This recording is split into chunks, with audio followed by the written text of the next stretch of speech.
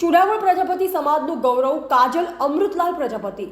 ચુડાગોળ પ્રજાપતિ સમાજની મંડાલી ગામની દીકરી કાજલ અમૃતલાલ પ્રજાપતિ, જે હાલ રાજકોટ નિવાસી પ્રજાપતિ સમાજના ડોક્ટર જિમ્મી સરેરિયાના ધર્મપત્નીએ તારીખ 29/8/2024ના રોજ ગુજરાત ટેકનોલોજી યુનિવર્સિટી અમદાવાદ ખાતેથી કેમિકલ એન્જિનિયરિંગમાં solar thermal steam distillation for essential oil production વિષય ઉપર PhD પૂર્ણ કરી ડોક્ટરેટની ઉપાધિ ધારણ કરેલ, જે બદલ ચુડાગોળ પ્રજાપતિ સમાજ ગૌરવ અનુભવે છે.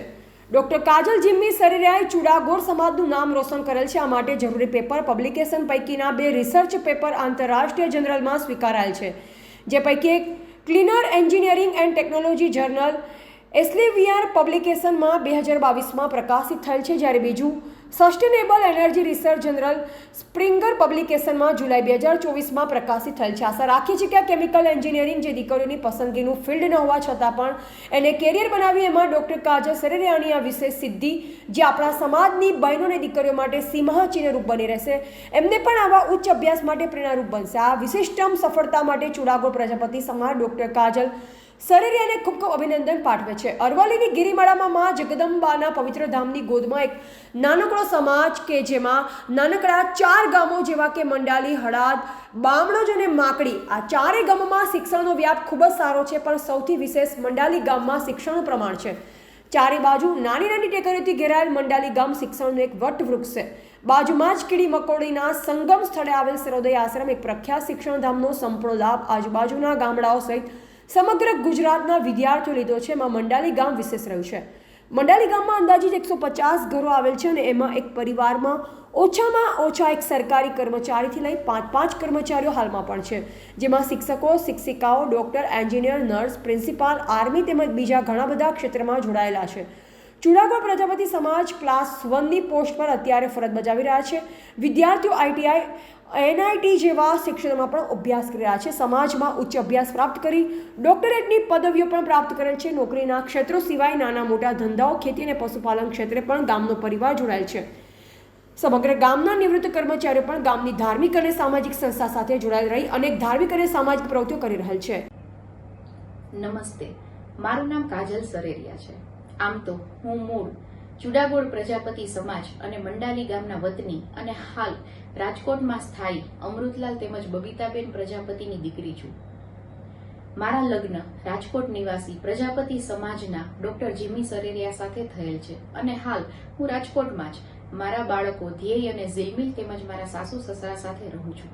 હું ગવર્મેન્ટ પોલિટેકનિક રાજકોટ ખાતે છેલ્લા 15 વર્ષથી કેમિકલ એન્જિનિયરિંગ વિભાગમાં સિનિયર લેક્ચરર તરીકે ફરજ નિભાવું છું. મારા શાળાકીય અભ્યાસ પૂર્ણ થયા બાદ ધોરણ 12 સાયન્સમાં ધારેલી સફળતા ન મળવા છતાં પણ મેં રાજકોટની VVP એન્જિનિયરિંગ કોલેજ ખાતેથી ડિગ્રીનો અભ્યાસ તેમજ LD કોલેજ ઓફ એન્જિનિયરિંગ ખાતેથી માસ્ટર્સ ડિગ્રીનો અભ્યાસ પૂર્ણ કરેલ છે.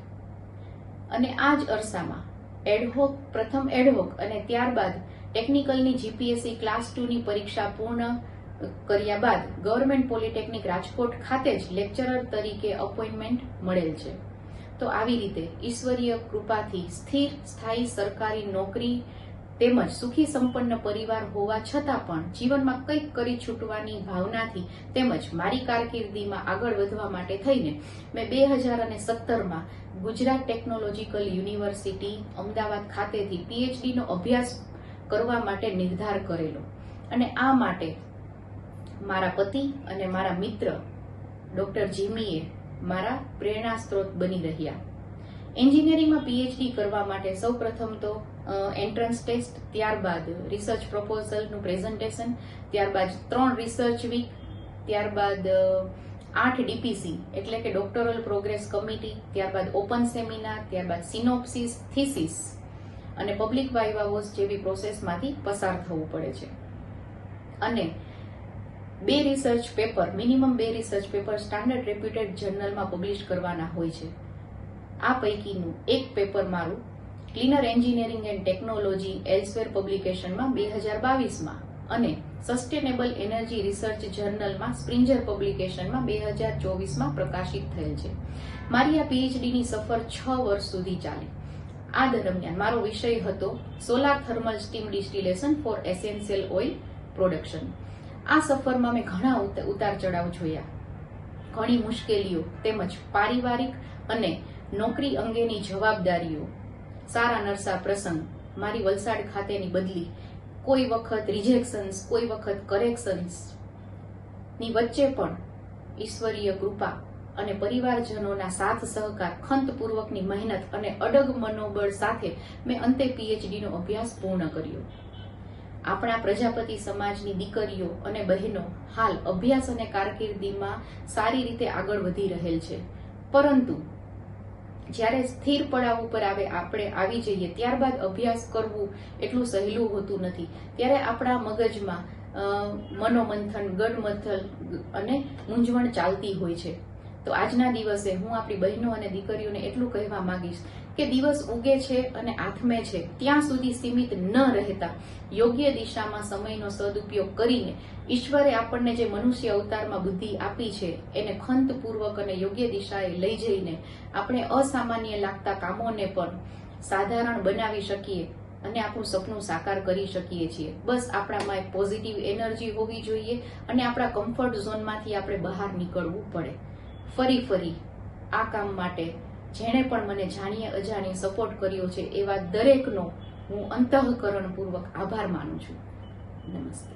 રિપોર્ટર પિયુષ પ્રજાપતિ, દાતા.